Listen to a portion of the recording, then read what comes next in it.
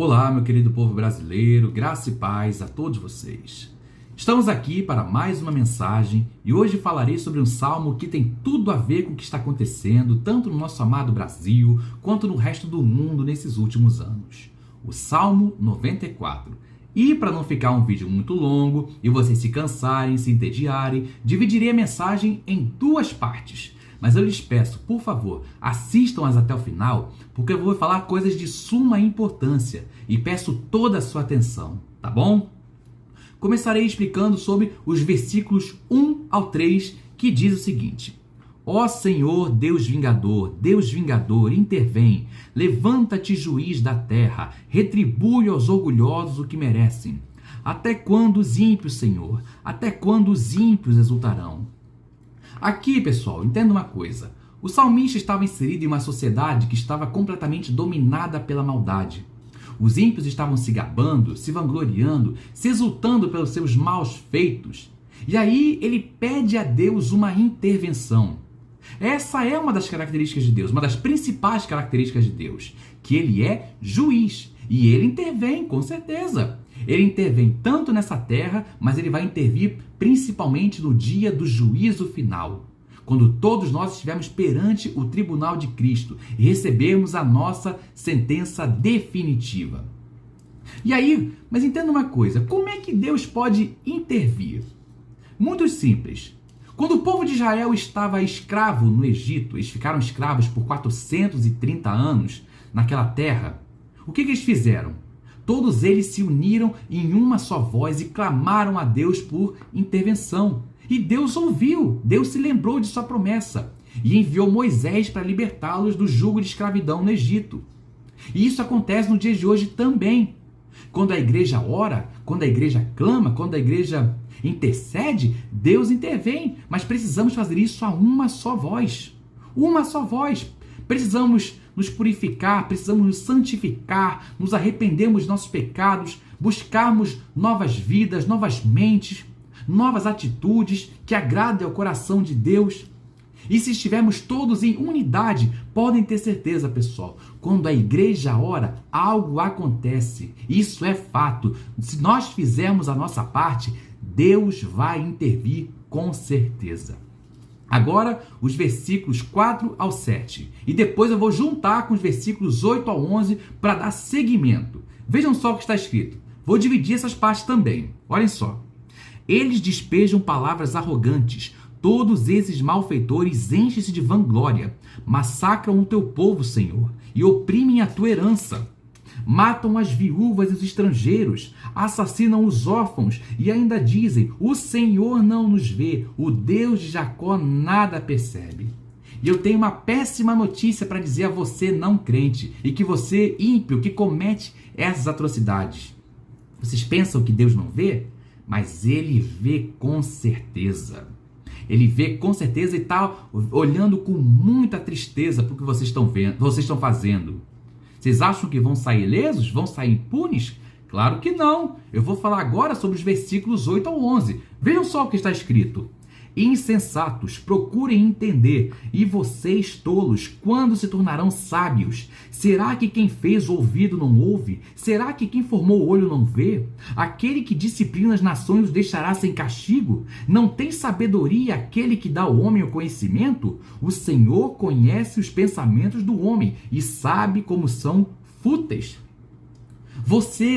Todos nós já temos percebido durante tantos e tantos anos as pessoas se submetendo praticando corrupção, cometendo injustiça, violência e também perseguição às pessoas de bem, principalmente cristãos e políticos conservadores. População conservadora ao redor do mundo está sendo perseguida, as famílias estão sendo atacadas covardemente. E também ideologias malignas que estão sendo instauradas nas nossas escolas, nas nossas universidades, para confundir a cabeça dos alunos e os transformarem em zumbis, ao invés de pessoas de grande importância na sociedade. Entendam uma coisa. Se essas pessoas, vocês precisam entender, se Deus não está alegre com o que essas pessoas estão fazendo, não está.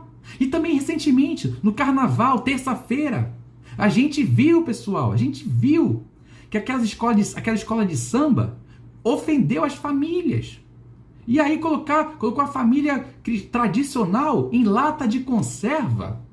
E não foi só hoje, não. Não foi só esse fato que aconteceu. O carnaval tem insultado a fé cristã constantemente. Já fizeram aquela alegoria de Jesus tomando garfada do diabo. E aí também outra escola de samba que fez invocação demoníaca e foi declarada campeã daquele carnaval. Gente, entenda uma coisa. Carnaval é uma festa diabólica, satânica. O Satanás se manifesta terrivelmente nessa festa. E também pessoas, promiscuidade, bebedice, fumo e outras drogas ilícitas. Entendam isso, pessoal. Carnaval é uma das piores coisas que existe na face da terra. Os políticos corruptos que tentam destruir o Brasil a todo custo. E não só o Brasil, mas outros países também. Eles acham que vão ficar impunes, mas não vão. Não vão. Se continuarem fazendo isso, podem ter certeza que a conta vai chegar. E também os terroristas que ficam assassinando os cristãos no Oriente Médio. Antissemitismo contra o povo de Israel, que eu tenho uma enorme estima. Corrupção, também comunistas. Esse que é o pior, um dos piores de todos. Comunistas perseguindo, prendendo, matando, torturando cristãos. E também fazendo tantas outras atrocidades. Eles acham que vão ficar impunes? Acham que vão escapar? Não vão. Alunos se submetendo a ideologias satânicas de comunismo, influenciados por professores que são sim marxistas, comunistas, que querem destruir a mente, os valores dos alunos e transformar eles em monstros. Gente, isso é terrível. Mas saibam de uma coisa. Essas pessoas que cometem essa atrocidade e que são convictas, não querem se arrepender, eu vou dizer uma coisa, eles terão um destino terrível. Terrível. Assim como tiveram seus mentores, os grandes mentores comunistas, que nós sabemos, Marx, Stalin, Mao Tse-tung, Ho Chi Minh e também filósofos como Nietzsche, podem ter certeza, essas pessoas, esses homens estúpidos e perversos que pisaram nessa terra, até mesmo o patrono da educação brasileira, que foi o estúpido idiota do Paulo Freire, estão agora, sabe onde? Estão no Hades, estão atormentados num terrível abismo. E é para esse lugar que as pessoas que morrem nessa terra vão antes de serem lançados para sempre no lago de fogo e enxofre, no inferno. E é isso que vai acontecer com essas pessoas que não se arrependerem. É isso que vai acontecer com essas pessoas que não querem mudar de vida, que se orgulham de serem comunistas, marxistas, que querem destruir o Brasil, que querem destruir os valores judaico-cristãos de família, de pátria, de liberdade, de tudo que nós defendemos, de toda a fé, zombar do que é sagrado, zombar do que é de Deus.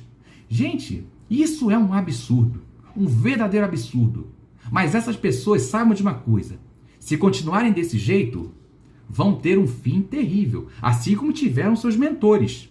Carnaval, na minha opinião, devia acabar, isso sim, para que essas vidas não fossem destruídas, para que essas vidas não se perdessem, para que essas vidas fossem libertas dessa festa satânica, desses demônios que eles invocam nessa festa terrível.